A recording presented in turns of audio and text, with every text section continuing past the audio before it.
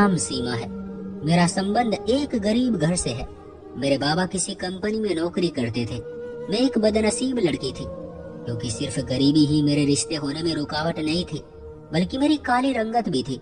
आज भी मुझे रिश्ते के लिए देखने आने वालों ने मुझे देखते ही नाक मुंह चढ़ा लिए थे और बिना पानी पिए ही उठकर चले गए थे। मेरी माँ मुझे यूं घूर रही थी जैसे मेरा काला रंग मेरा बहुत बड़ा कसूर हो। कहने लगी, सीमा, अगर भगवान से शक्ल अच्छी नहीं मिली थी तो किस्मत ही अच्छी ले आती। मैंने अपनी माँ की बात का कोई जवाब नहीं दिया और अपने कमरे में आकर मैं ड्रेसिंग के सामने रखी कुर्सी पर बैठ गई थी। आईने के सामने अपनी सांवली रंगत और भद्दे से नाक नक्श देखकर मैं ये सोच रही थी कि मेरी शक्ल सूरत मामूली सी लड़की से भी बुरी है, और ऊपर से सितम भी हुआ था कि मेरे चेहरे पर चेचक के दागों ने मुझे और भी बदसूरत बना दिया था। मुझे कोई नजर भरकर देखना तक पसंद नहीं करता था। शादी तो बहुत दूर की बात थी। मैंने हसरत भरी गहरी ठंडी आह भरी और आईने के सामने से उठकर चली गई। मेरे बाबा की बहुत कम सैलरी थी, जिससे 2 वक्त की रोटी मुश्किल से ही पूरी होती थी। पढ़ाई के बारे में तो हम सोच भी नहीं सकते थे, वरना चलो शायद पढ़ाई ही मेरा ऐब छुपा लेती। अक्सर किसी लड़की की शक्ल सूरत अच्छी नहीं होती तो ढेर सारा दहेज लड़कियों के घर बसा देता है, लेकिन यहाँ तो ये उम्मीद भी नहीं थी, क्योंकि मेरे बाबा बहुत मुश्किल से हमारा पेट भर पाते थे। मैं 18 साल की हुई तो माँ ने मेरे लिए रिश्ते ढूंढने शुरू कर दिए। माँ कहती थी, शक्ल सूरत तो तेरे पास है नहीं, शायद तेरी कम उम्र पर ही कोई तुझे ब्याहने आ जाए। लेकिन मेरी किस्मत ने मेरा यहाँ भी साथ नहीं दिया था। मेरे रिश्ते आते और मुझे देखकर नाक मुंह चढ़ाते हुए वापस चले जाते। एक बार मेरे लिए एक लंगड़े लड़के का रिश्ता आ गया। मुझे पता चला कि मेरे लिए एक अपाहिज का रिश्ता आया है, तो मैंने माँ से साफ मना कर दिया कि मैं कोई लूली लंगड़ी नहीं हूँ जो किसी अपाहिज से शादी कर लूं। मेरी माँ ने मुझे खा जाने वाली नजरों से देखा। कहने लगी, मूर्ख, शक्ल तो देख आईने में अपनी, जो राजकुमार मिल जाएगा तुझे। मेरी माँ मुझे हमेशा ऐसे ही ताने देती थी। मैं रोने लगी थी। मैं शायद इतनी भी बदसूरत नहीं थी जितनी अपनी माँ को लगने लगी थी, या शायद वो भी मुझे समाज की नजर से देखती थी। हालांकि मैंने तो सुना था कि औलाद जैसी भी हो माँ को हमेशा प्यारी ही लगती है, लेकिन नहीं, मैं अपनी माँ को हमेशा ही चुभती रहती थी। हालांकि सारे घर के कामकाज की जिम्मेदारी भी मैंने उठा रखी थी।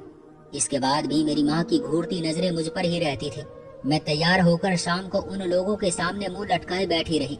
लड़का भी साथ ही आया था। एक टांग से लंगड़ा था, लेकिन शक्ल सूरत का भला था। मुझे देखकर उसके चेहरे पर घृणा के आसार उभरने लगे। कुछ ही देर बाद वो एकदम खड़ा हो गया और अपने घर वालों से कहने लगा कि वापस चलो।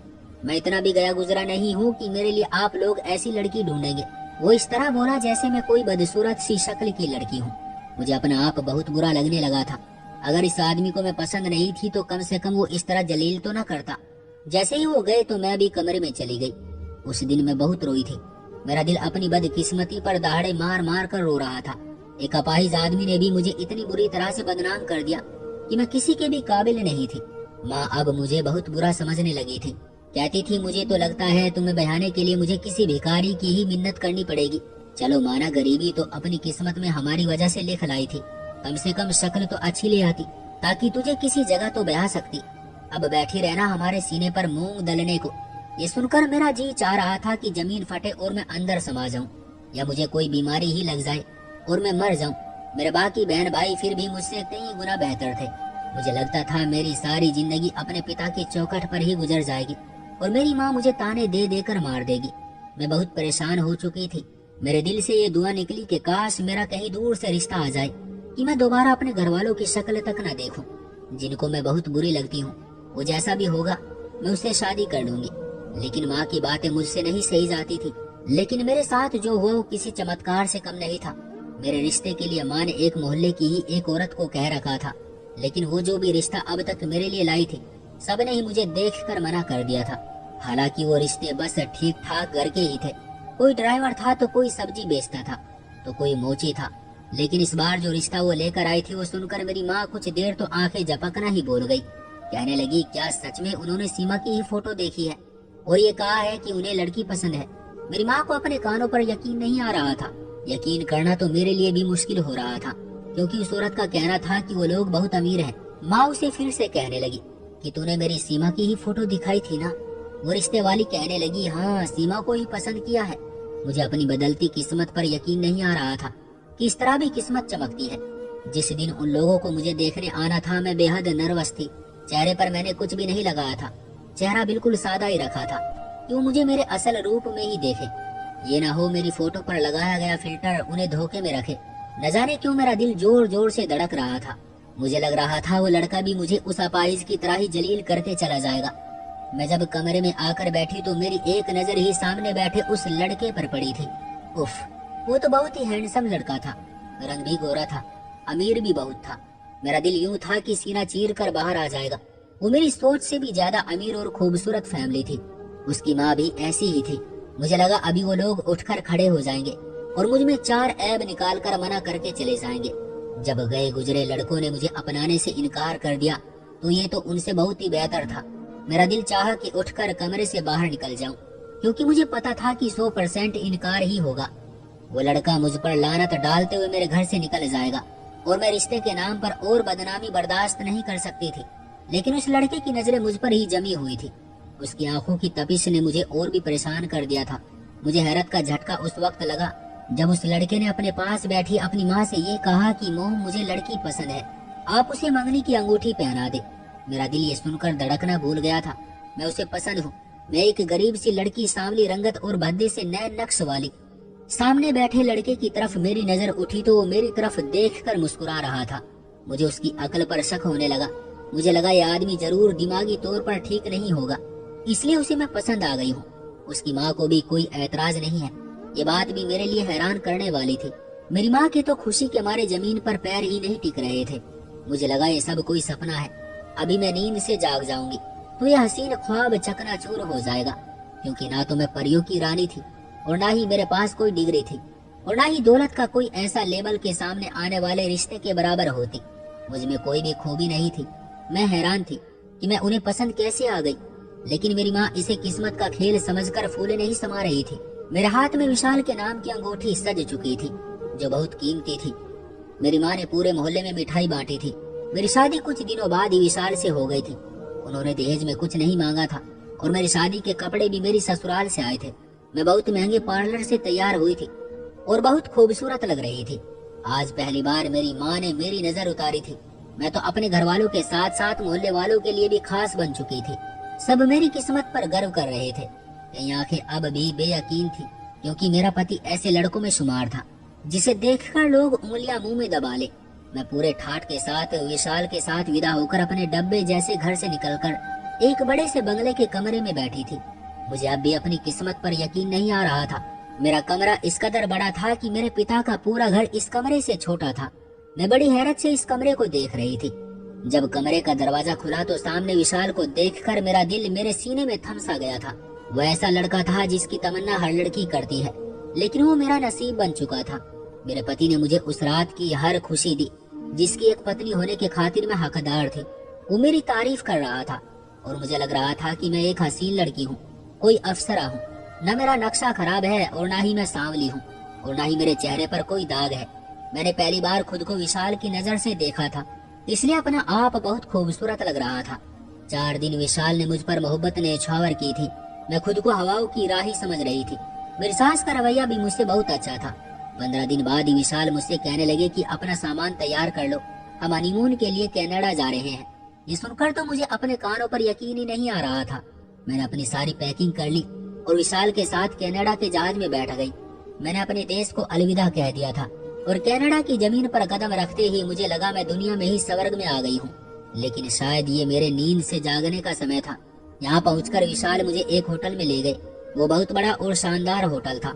वहाँ उन्होंने एक लग्जरी रूम लिया था। वो मुझे कमरे में ले जाकर मुझसे कहने लगी कि तुम आराम कर लो, थक गई होगी। मैं किसी काम से जा रहा हूँ, जल्द ही लौट आऊंगा। मैं थकन से चूर थी, इसलिए लेट कर सो गई। जब मेरी आँख खुली तो शाम गहरी हो चुकी थी, लेकिन विशाल वापस नहीं आए थे। मैं उठकर बैठ गई। मुझे भूख सी महसूस हो रही थी, लेकिन मुझे इंग्लिश में बातचीत करनी नहीं आती थी और ना ही मेरे पास पैसे थे कि मैं खाना मंगवा सकती। मैं उठकर खिड़की के पास चली गई। बेमकसद ही मैं गई, घंटे बाहर देखती रही। मुझे लगा अभी विशाल आ जाएंगे, लेकिन वो नहीं आए। अब तो रात हो गई थी। मुझे भूख भी बहुत लग रही थी, लेकिन मेरे लिए ये बिल्कुल अनजान जगह थी। ना मैं यहाँ की लैंग्वेज जानती थी। पता नहीं विशाल कहाँ गए थे, अभी तक आए क्यों नहीं। मैं अभी ये सोच रही थी कि जब मेरे कमरे के दरवाजे की बेल बजी, मुझे लगा विशाल आ गए हैं। मैंने जल्दी से दरवाजा खोल दिया, लेकिन बाहर होटल का मैनेजर खड़ा था। बांग्लादेश का होने के कारण उसने मुझसे टूटी फूटी हिंदी में विशाल के बारे में पूछा। मैं पहले ही परेशान थी, इसलिए रोने लगी। मुझे इस तरह रोता देखकर वो आदमी वापस चला गया। मैंने सोचा हिम्मत करके खुद ही बाहर निकल कर देखती हूँ कि विशाल कहाँ है। मैं एक शॉल खुद पर लपेटकर होटल से बाहर निकल गई। इस होटल के करीब करीब जहाँ तक मुमकिन था मैं देखती रही, लेकिन मुझे विशाल कहीं नजर न आए। मैं रोने लगी और सोचने लगी अगर विशाल वापस न आए तो मैं कहाँ जाऊंगी। मैं तो किसी के बारे में कुछ भी नहीं जानती थी। घंटों के बाद मैं वापस रूम में आ गई। मैं कमरे में आकर फूट फूट कर रोने लगी कि विशाल न जाने कहाँ चला गया था। लेकिन मैं नहीं जानती थी कि कुछ देर बाद ही मुझ पर कयामत ही टूट पड़ेगी। कुछ देर बाद ही मेरे कमरे की दोबारा बेल बजी। जब मैंने दरवाजा खोला तो सामने वही आदमी खड़ा था। वो मुझसे कहने लगा, आपके हस्बैंड का एक्सीडेंट हो चुका है। ये सुनकर तो मेरे होश ही उड़ गए थे। वो आदमी मुझे अपने साथ एक हॉस्पिटल में ले गया। कहने लगा, तुम्हारा पति हमारे होटल की गाड़ी में ही गया था, लेकिन रास्ते में उसका एक्सीडेंट हो गया। जब मैं हॉस्पिटल पहुंची तो मुझे पता चला कि विशाल मर चुका है। मैं तो ये सुनकर पागल ही हो चुकी थी। जो डेथ बॉडी मुझे दिखाई गई वो पूरी तरह जली हुई थी। मेरा रो रो कर बुरा हाल था। मुझे इस देश के कानून नहीं पता थे। उस आदमी ने कहा कि तुम अपने घर इस बात की खबर दे दो, लेकिन मेरे पास तो ऐसा कोई नंबर नहीं था जिससे मैं हिंदुस्तान किसी से बात कर सकती। हमारे घर तो फोन ही नहीं था और ससुराल में से किसी का नंबर मुझे याद नहीं था। मैं कुछ भी तो नहीं जानती थी। मैं वापस होटल के कमरे में आ गई। जब मैंने सामान खोलकर अपना पासपोर्ट ढूंढने की कोशिश की तो मुझे ऐसा कुछ भी नहीं मिला। पता नहीं मैं कहाँ फंस चुकी थी। न मेरे पास पैसे थे, ना ही पासपोर्ट। मुझे सामान में भी कुछ नहीं मिला था। मुझे विशाल की डेथ बॉडी भी नहीं दी गई थी, क्योंकि वो लोग मुझसे पैसे मांग रहे थे जो मेरे पास नहीं थे। जो आदमी मुझे हॉस्पिटल लेकर गया था वो मुझे सारी खबरें दे रहा था। वो इस होटल का मैनेजर था। मुझे कहने लगा, बिना पासपोर्ट के तुम्हें यहाँ की पुलिस पकड़कर जेल में बंद कर देगी। तुम्हारे पास कुछ भी ऐसा नहीं है कि तुम यहाँ से वापस जा सको। और तुम्हारे पति ने बस आज रात के ही होटल के पैसे दिए थे। मैं भूखी प्यासी इतने बड़े गम से दो चार थी, और ऊपर से ये खबर कि मुझे कल इस होटल से भी निकाल दिया जाएगा। मैं इस अजीब से शहर में कहाँ जाऊंगी जहाँ मैं किसी को जानती तक नहीं थी। मेरे लिए ये सब मौत के जैसा था।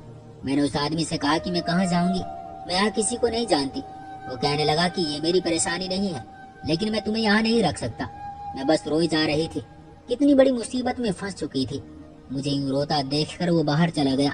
भूख ने भी मुझे बहुत रुलाया था। कुछ देर बाद उस आदमी के साथ एक वेटर खाने के साथ अंदर आया, और वो आदमी कहने लगा कि मैं तुम्हारे साथ बस ये भला कर सकता हूँ कि तुम्हें आज रात का खाना दे सकता हूँ, क्योंकि मैं खुद यहाँ नौकरी करता हूँ, इसलिए तुम्हें मुफ्त में होटल में नहीं रख सकता। वो आदमी अंग्रेज लग रहा था, गोरी रंगत और ग्रीन आंखें। वो बहुत ही खूबसूरत आदमी था, लेकिन टूटी फूटी हिंदी बोल और समझ रहा था। मैं बहुत बड़े गम से दो चार थी, लेकिन इससे ज्यादा ये सोचकर परेशान थी कि मैं जिस मुसीबत में फंस गई हूँ वहाँ से बाहर निकलने का मेरे पास कोई दूसरा रास्ता नहीं था। बहुत बड़ा हादसा था जो मेरे साथ पेश आ चुका था। मैंने खाना खाया और रोते रोते सो गई। अगली सुबह वो आदमी फिर से आ गया और कहने लगा, अब तुम्हें ये कमरा खाली करना पड़ेगा। मैं रोने लगी। मैंने कहा, मैं यहाँ किसी को नहीं जानती, मैं कहाँ जाऊंगी। वो कहने लगा, मैं क्या कह सकता हूँ। मैंने कहा, मुझे इस होटल में नौकरी ले दो, मैं कोई भी काम कर लूंगी। वो कहने लगा कि तुम यहाँ की लैंग्वेज नहीं जानती और ना ही तुम्हारे पास तुम्हारी कंट्री का पासपोर्ट है। मैं तुम्हें यहाँ कोई नौकरी नहीं दिलवा सकता। हाँ, अगर तुम मेरे साथ चलो तो मैं तुम्हारे रहने और नौकरी दोनों का बंदोबस्त कर दूंगा। मेरे पास उस आदमी की बात मानने के अलावा दूसरा कोई चारा नहीं था। मैं उसके साथ चली गई। जहाँ मुझे वो लेकर आया था वो एक पुरानी सी फ्लैट थी। फ्लैट भी छोटे छोटे थे। उसने एक फ्लैट के पास जाकर डोरबेल दी। एक काली सी लड़की ने दरवाजा खोला। वो शक्ल सूरत से इंडोनेशियन लग रही थी। चिपटा नाक, छोटी छोटी आंखें, गहरी सांवली रंगत, बिल्कुल मेरे जैसी। वो आदमी मुझे अंदर ले गया, फिर इंग्लिश में न जाने क्या क्या बातें करता रहा। वहाँ वैसे ही और भी लड़कियां थी जो स्कर्ट पहने हुए थी। सभी मेरी तरह सांवले से रंग की थी। मैं ही इनमें खूबसूरत दिख रही थी। वो आदमी जा चुका था। मैं खामोशी से एक जगह बैठ गई। कुछ देर तो वो लड़कियां मुझे देखती रही, फिर आपस में न जाने किस भाषा में बात करती रही। फिर वो लड़की जो उस आदमी से बात कर रही थी वो मुझे अपने साथ कमरे में ले गई और एक लड़की को कुछ कहने लगी। उसके बाद उस लड़की ने मेरे बालों को काटना शुरू कर दिया। वो मेरे बालों का स्टाइल बना चुकी थी। चेहरे पर भी बहुत कुछ लगाकर वो मेरा हुलिया ही बदल चुकी थी। मैं हैरान इस बात पर थी कि वो मुझे तैयार क्यों कर रही है। मैं तो समझी थी कि मुझे घर के कामकाज करने पड़ेंगे, लेकिन एक घंटे बाद ही वहाँ उस होटल के मैनेजर के साथ कुछ अंग्रेज और स्याह रंग के लड़के आए। उस लड़की ने मुझे इनके सामने बैठा दिया। मुझे ये सब बहुत अजीब सा लग रहा था कि सब मर्दों के सामने मुझे क्यों बैठाया गया है और उनमें से एक आदमी ने मैनेजर को जेब से कुछ पैसे निकाल कर दिए और वो मैनेजर खुश हो गया। फिर मुझसे कहने लगा, इस आदमी के साथ चली जाओ। मुझे किसी गड़बड़ का एहसास हो रहा था। मैंने कहा, मुझे कहीं नहीं जाना। मेरे मना करने पर वो मुझे गुस्से से घूरने लगा। कहने लगा, ज्यादा बकबक मत करो वरना सड़कों पर भीख मांगती नजर आओगी। उसने ये कहकर मेरा हाथ उस आदमी के हाथ में दे दिया। मैं घबरा सी गई, मैं किस मुसीबत में फंस गई हूँ। वो आदमी मुझे एक होटल के कमरे में ले गया। वहाँ सब लड़कियां वेश्यावृत्ति का धंधा करती थी। मुझसे भी यही काम लिया जाने लगा। मैं रोज रोती थी, हर बार मना करती थी। वहाँ के लोग सांवली रंगत वाली लड़कियों को पसंद करते थे।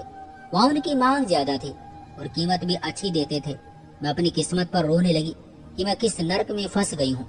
एक बार मैंने जाने से मना कर दिया तो वो मैनेजर मुझ पर चीखने चिल्लाने लगा, लेकिन मैंने फिर भी उसकी बात नहीं मानी। फिर वो मैनेजर मुझे एक कमरे में ले गया और फिर उसने मुझे बहुत मारा। इतना मारा कि मेरा हुलिया ही बिगाड़ के रख दिया और कहने लगा कि यहाँ इनकार की गुंजाइश नहीं है। इसके बाद मैंने मना नहीं किया। मैं पाप कर रही थी लेकिन मजबूर थी। यहाँ मेरा कोई अपना नहीं था। मैंने सब कुछ अपनी किस्मत समझकर अपना लिया था। एक साल गुजर गया। एक बार उसी मैनेजर का मालिक मुझे अपनी गाड़ी में अपने घर ले गया। रात गुजरने के बाद जब मैं सुबह वापस जाने लगी तो उसने अपने एक नौकर को बुलाया। जैसे ही वो आदमी मेरे सामने आया तो मैं उसे देखकर हैरान रह गई थी। वो तो विशाल था। वो भी मुझे देखकर घबरा सा गया था। मैं उसकी तरफ बढ़ी और रोने लगी। मैंने कहा, विशाल आप जिंदा हैं? फिर मैंने पूछा कि आप मुझे छोड़कर कहाँ चले गए थे। वो मेरे किसी सवाल का जवाब नहीं दे रहा था। वो सेठ मुझे हैरत से देखने लगा। फिर उसने कहा कि ये लड़का हमारा नौकर है। ये हमारे कहने पर हिंदुस्तान से लड़कियों को शादी करके यहाँ लाता है और फिर उन लड़कियों पर हम यहाँ वेश्यावृत्ति का धंधा करवाते हैं। फिर कहने लगा कि हिंदुस्तान के लोग दूसरे देश के बारे में सुनकर या अमीर रिश्तों का सुनकर फौरन शादी के लिए मान जाते हैं। उसे अपनी अच्छी किस्मत समझते हैं, कभी सच्चाई जानने की कोशिश ही नहीं करते और 7 समंदर पार अपनी बेटी को खुशी खुशी भेज देते हैं कि वो वहाँ ऐश करेगी। बात तो उस आदमी की सच थी। मेरे घर वालों ने भी कहा विशाल के बारे में जांच पड़ताल करवाई थी। ऊपर वाले की तरफ से एक चमत्कार सा समझकर खुश हो गए थे और फिर अपनी बेवकूफी को हम उन्हीं शब्दों से ढांपते हैं। मैं रोने लगी थी कि काश मेरे माँ बाप मेरी शादी करने से पहले अच्छी तरह छानबीन कर लेते तो आज मैं इस तकलीफ से दो चार न होती। हिंदुस्तान में रहने वाले लोग ये सोचते हैं कि लड़की का दूसरे देश से रिश्ता आया है तो वो सारी जिंदगी वहाँ बस ऐश करेगी। एक पल के लिए ये नहीं सोचते कि अगर इसके साथ कुछ बुरा हो गया तो वो कैसे वापस आएगी, वो क्या करेगी। मैं बहुत तकलीफ वाली जिंदगी गुजार रही हूँ और बस सब माँ बाप से यही गुजारिश करूंगी कि जल्दबाजी में बेटियों को किसी गलत जगह न ब्याहें और ना ही दौलत की चमक देखकर कांच से हाथ जख्मी करे। तो दोस्तों, ये थी हमारी आज की कहानी। आपका क्या कहना है इस कहानी के बारे में? कमेंट करके हमें ज़रूर बताएं। वीडियो को लाइक कर दीजिए और चैनल को सब्सक्राइब करके घंटी को दबाकर ऑल पर सेट कर लीजिए ताकि आने वाले वीडियो आपको तुरंत मिले। मुझे दीजिए अगली वीडियो तक इजाज़त। तब तक के लिए धन्यवाद।